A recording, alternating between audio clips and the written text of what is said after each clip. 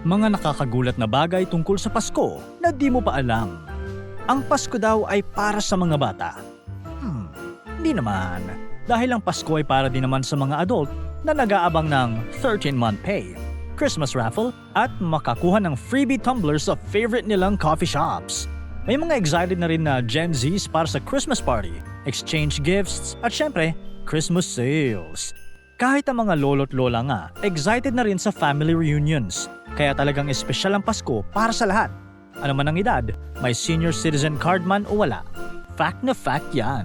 At marami pang nakakagulat na facts tungkol sa Pasko na baka ngayon mo palang malalaman. Tara, pag-usapan natin yan. Number 1. The Red Christmas. Kilalang kilala natin ang kulay ng Pasko, red, para sa mas maliwanag at masayang selebrasyon. Pero alam nyo ba na sa Pilipinas, literal na tinawag na Red Christmas ang Pasko noon at hindi masyadong happy ang dahilan. Noong panahon ng Espanyol, maraming Tsino ang naninirahan sa Pilipinas ang nakaranas ng hindi patas na pagtrato mula sa mga Espanyol.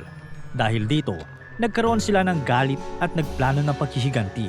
Nakipagsabuatan sila sa mga Briton na noong 1762 ay sinakop ang Maynila.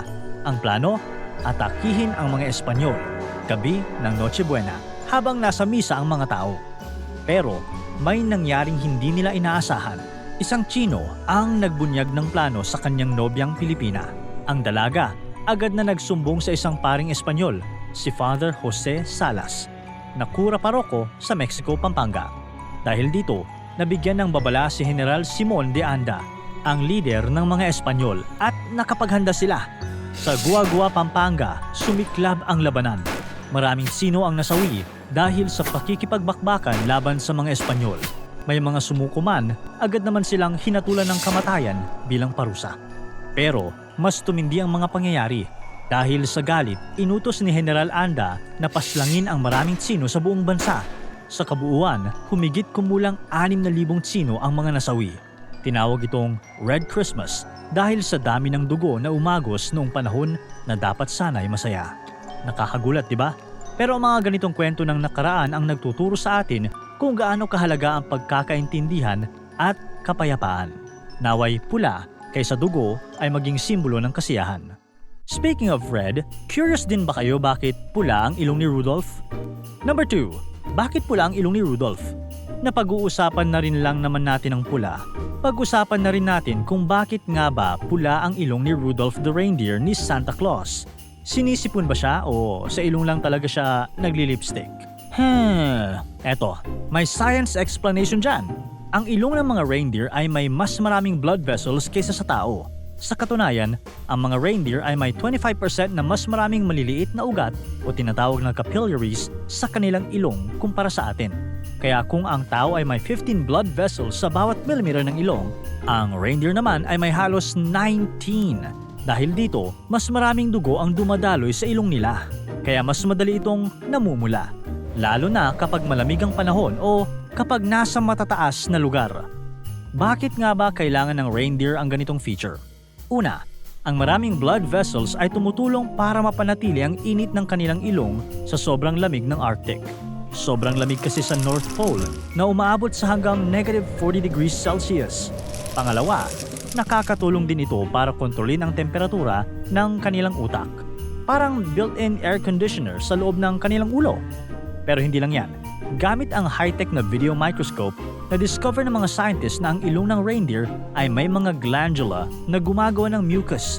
Ang mucus na ito ay tumutulong para mapanatili ang tamang klima sa kanilang ilong, kahit na nagbabago ang panahon. Eto pa, may isa pang fun fact. Kapag nag-e-exercise ang mga reindeer, lalo pang namumula ang kanilang ilong. Sa isang experiment, pinatakbo ang reindeer sa treadmill at natuklasan na umiinit ang ilong nito na umaabot hanggang 24 degrees Celsius.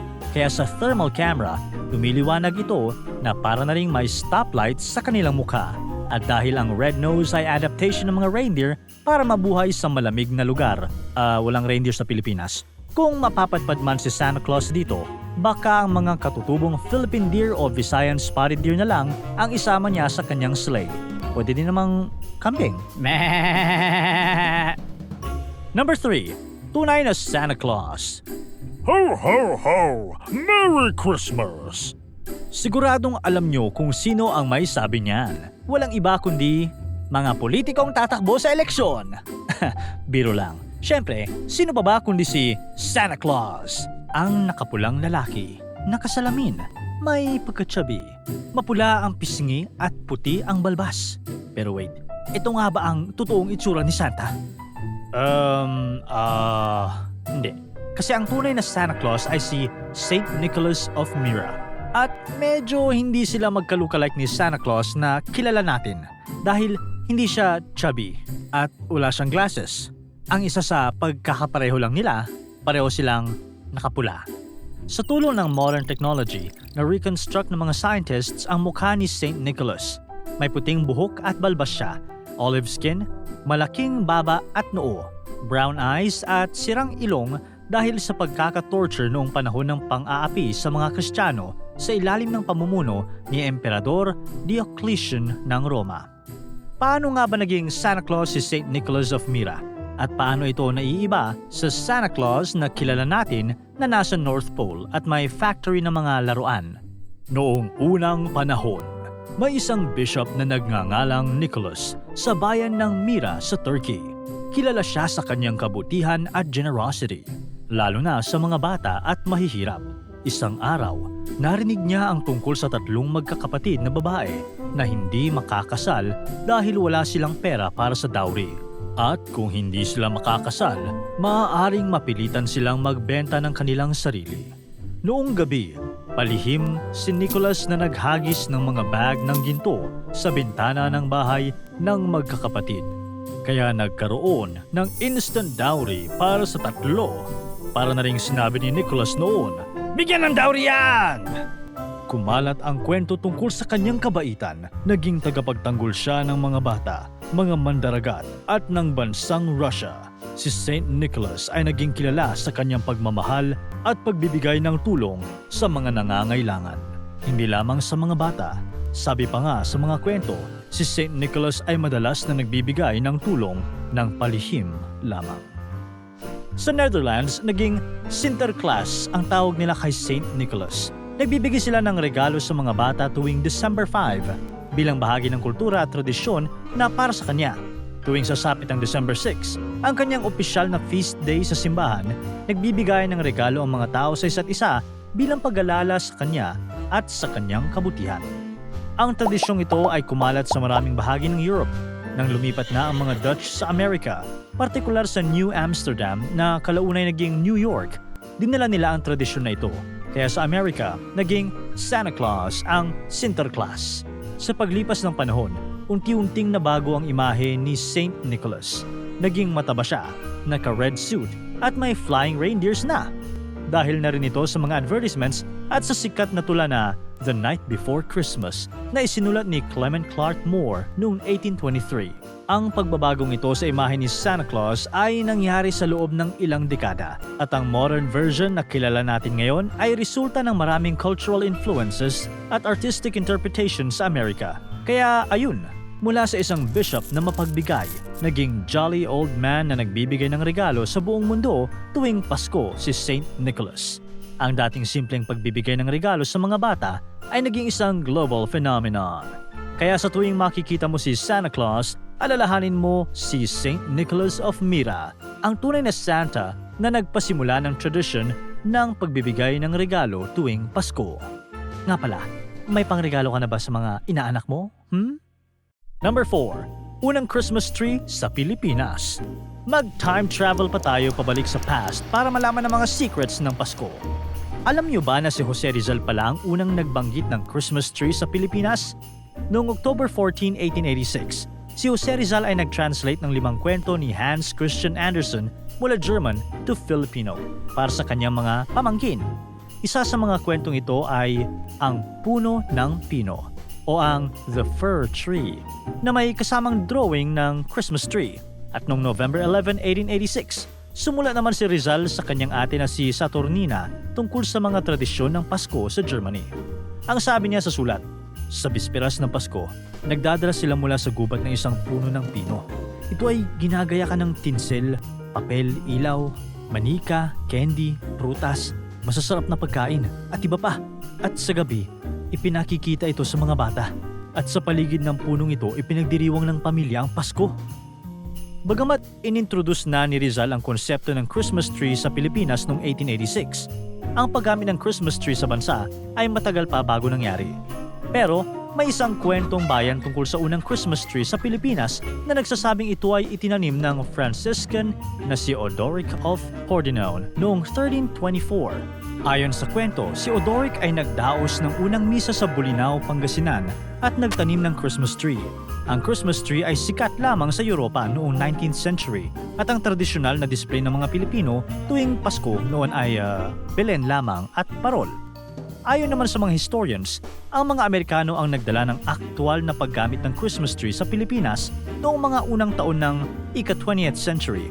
Mula noon, unti-unting naging bahagi ng Paskong Pilipino ang Christmas tree, kasama ng iba pang traditional decorations. Ngayon nga, napakarami na tayong pinapausong design ng Christmas tree. May Christmas tree na baliktad, may gawa sa Buri palm tree, at ngayon may mga nakasabit na labubu.